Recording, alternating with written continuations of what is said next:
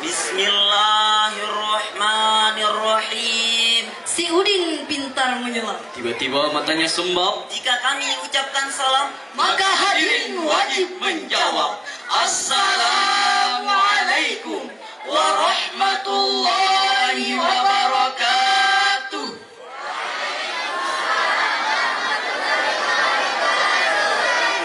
Alhamdulillah.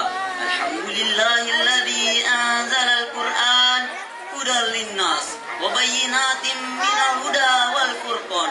Assalatu wassalamu ala khairil insan wa ala alihi wa sahbihi ila yaumil bayan. Ya Rabbal Alamin, Ya Rahmanu, Ya Rahim, Salli Rabbi wa Sallim ala khairil mursalin.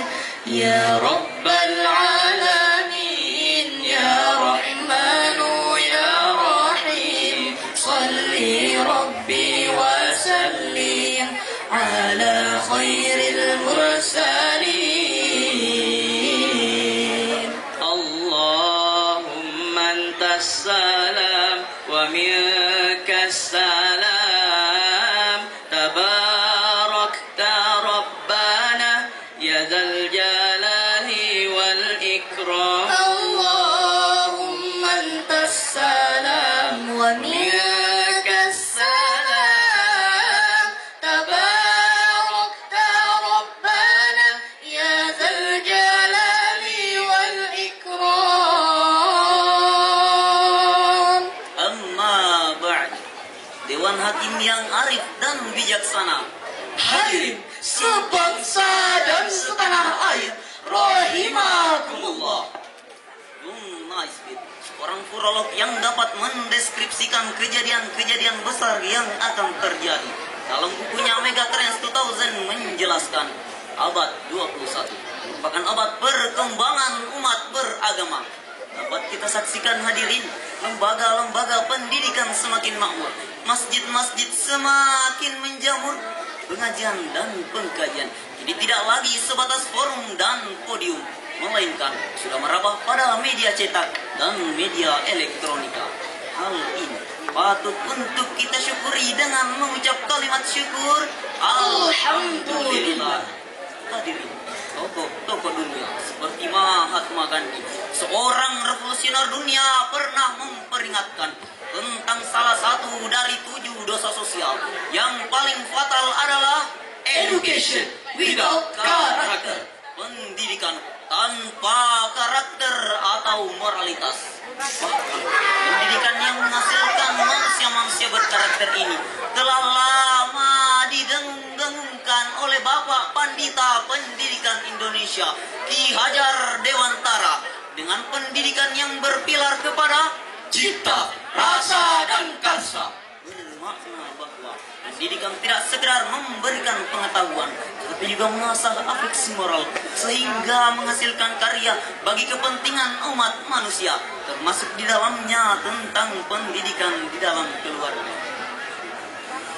Namun sayang hadirin, kemajuan yang terjadi pada abad 21 ternyata anak-anak kerap kali menjadi korban eksploitasi. Sehingga saat sekarang ini Indonesia dilanda darurat kekerasan seksual terhadap anak-anak. Harus diakui hadirin, tidak sedikit dari anak dan generasi kita yang terjerumus dalam lembah kemaksiatan. Terlebih kabar berita pada media massa di Indonesia tentang begal, narkotika, pembunuhan, tawuran, pemerkosaan, remaja mati akibat miras oplosan, hingga gerakan terorisme sering menjadi menu harian. Anak dan generasi kita kini tidak lagi bermental pelopor, Melainkan bermental pengekor. Kerjanya hanya molor. kalau besar bisa jadi Biangnya koruptor. latar belakang inilah yang menggugah hati kami untuk membahas secara mendalam serta mencari solusi dan petuah yang akurat. Mari kami suguhkan soundtrack Al-Quran Yang akan kami kemas secara rapi. Yang akan kami bahas secara mendalam dengan judul syarahan kami, membangun karakter anak bangsa, perspektif Al-Quran. dengan landasan Al-Quran. Quran Surah An-Nisa ayat 9 sebagai berikut. أعوذ بالله من الشيطان الرجيم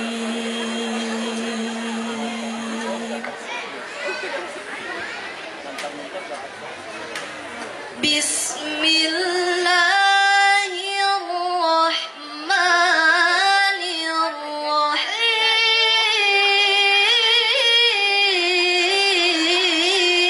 الرحيم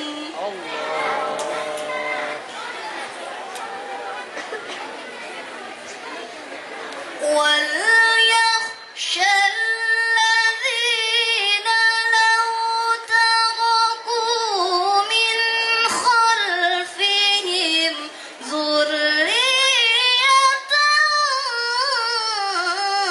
ضعافا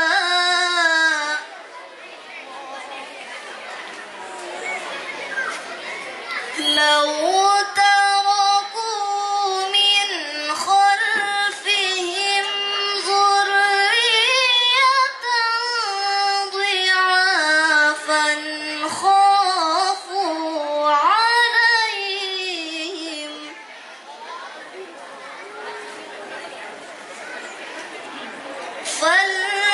فليتقوا الله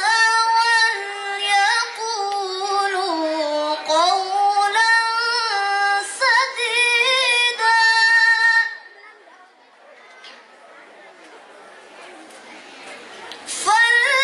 فليتقوا الله وليقولوا قولا سديدا Aku berlindung kepada Allah dari godaan syaitan yang terkutuk dengan menyebut nama Allah yang Maha Pengasih lagi Maha Penyayang. Dan hendaklah mereka takut kepada Allah. Orang-orang yang seandainya di belakang mereka meninggalkan anak-anak yang lemah, yang mereka khawatir terhadap kesejahteraan mereka, dan hendaklah mereka bertakwa kepada Allah, dan hendaklah mereka mengucapkan perkataan yang benar. Dewan Hakim yang arif dan bijaksana, serta Hadirin sebangsa dan setanah air yang kami banggakan. ayat tersebut dimulai dengan lafaz wal yakhsha. Kita kaji lebih mendalam secara semantik. Wal yakhsha istimbatnya adalah sigot amr. Kaidah mengatakan al aslu fil amri lil wujub. Pada dasarnya setiap perintah menunjukkan kewajiban. Ayat tersebut sangat erat kaitannya dengan surah At-Tahrim ayat 6 dalam hal mendidik anak. Menurut Syahabuddin Mahmud bin Abdullah Al-Husaini Al-Alusi di dalam kitab Ruhul Ma'ani jilid ke-21 halaman 101 menjelaskan, ketika turun ayat tersebut, Umar bin Khattab ke Rasulullah sallallahu alaihi wasallam, "Ya Rasulullah, kami telah menjaga diri kami masing-masing. Lalu bagaimana menjaga ahli-ahli kami?"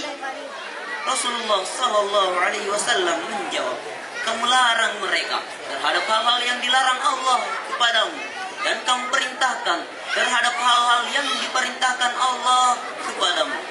Oleh sebab itu, wajib bagi kita, saya, saudara, dan kita semua merasa takut jika meninggalkan anak-anak, keturunan, dan generasi yang lemah.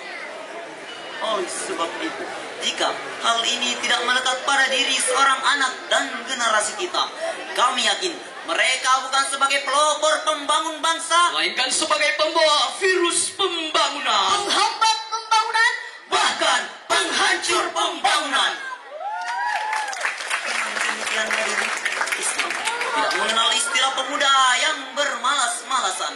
Tapi yang diinginkan oleh Islam adalah pemuda-pemuda yang agresif, inovatif, progresif, dan produktif. Dengan demikian dapat kita pahami, apabila kita giat bekerja, rajin berusaha dan gemar beramal, artinya menuju masa depan yang cerah menjanjikan. namun jika remaja dan pemuda malas bekerja, enggan berusaha dan tidak mau beramal, artinya menuju masa depan yang suram dan mengenaskan. sebab al-kasalu la yu'imul asala. Insan yang pemalas tidak akan pernah merasakan manisnya madu, melainkan akan tenggelam dalam pahitnya empedu. No again without a pain. Tiada kebahagiaan tanpa lemah derita. Tiada perjuangan tanpa pengorbanan. Hadir, Kiai Haji Hashim Asy'ari mengatakan, Syubbanul yawm rijalul ghad. Pemuda hari ini adalah pemimpin di hari esok. Sebagai contoh bagi remaja dan pemuda sebagai generasi penerus bangsa, mari kita renungkan firman Allah, Quran Surah Al-Kahfi ayat 13 sebagai berikut. Nahnu naqussu 'alaika naba'ahum bilhaqq.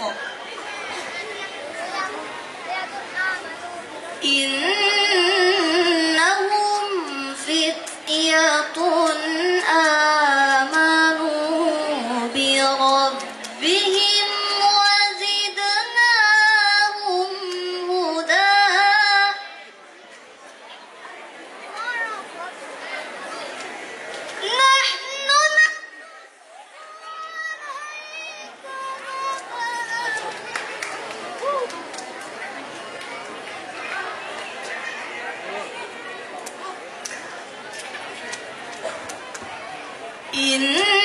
Innahum fityatun amanu bi rabbihim wa zidnahum huda. Shadaqallahul azim. Kami kisahkan kepadamu Muhammad cerita ini dengan benar. Sungguh mereka adalah pemuda-pemuda yang beriman kepada Tuhan mereka. Dan kami tambah pula untuk mereka petunjuk. Maha benar firman-Mu ya Allah, lagi maha adil. Majelis Hakim Rahimakumullah. Menurut Imam Jalaluddin Suyuti dan Imam Jalaluddin Mahalli di dalam tafsirnya Jalalain, jilid 3 halaman 9 menjelaskan maksudnya dengan tegas. Pemuda Kahfi mengatakan akidahnya yang berasaskan ketauhidan di depan seorang raja yang zalim dengan mengatakan, sungguh kami tidak akan menyembah Tuhan selain Allah. Bahkan mereka memilih dengan tempat gua Kahfi sebagai tempat lindungan lari dari kezaliman. Maka wajar saja Allah menggambarkan profil pemuda ini di dalam Al-Quran. Hadirnya, memasuki milenium ketiga ini, kita harus menjadi pelaku-pelaku zaman, pemeran-pemeran yang siap action, bukan menjadi penonton-penonton yang berjiwa labil, yang siap dibawa arus oleh perkembangan zaman. Sehingga kelak kita akan mampu membentengi diri dari pengaruh-pengaruh gaya hidup jahiliyah yang ditawarkan dengan kedok modernisasi dan kemajuan. Keyakinan kita selaku pemuda Islam seperti pepatah Arab mengatakan, laisal fata mayyakulu kana abi walakinnal fata mayyakulu ha anaza. Tidaklah dikatakan pemuda yang berani mengagungkan nenek moyangnya di masa lalu, akan tetapi yang dikatakan pemuda adalah Berani mengancungkan tangannya. Singkan lengan bajunya. dengan lantang ia berkata, Inilah aku, pemuda. Betul apa betul hadirin? sebagai pesan dari syarahan kami, wahai para generasi penerus bangsa, hiduplah laksana ikan di lautan. Walaupun hidup di air asin, namun ia tetap tawar.